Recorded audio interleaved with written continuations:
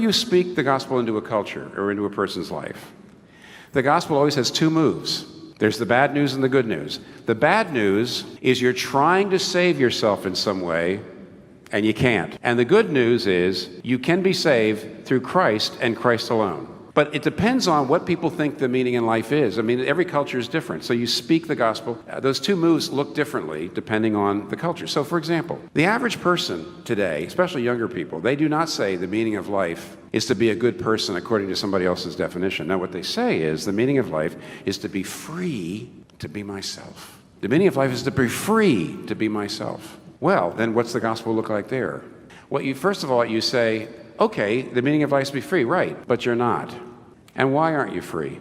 You don't feel free. You know you don't feel free. And that's where that wonderful quote by David Foster Wallace comes in.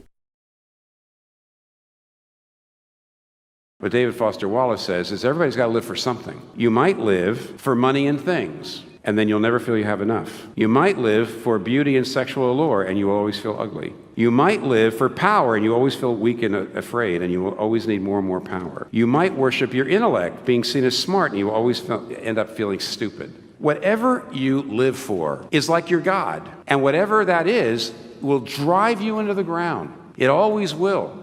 And it's more like a slave. Here's the bad news. You can't be. You'll never be good enough.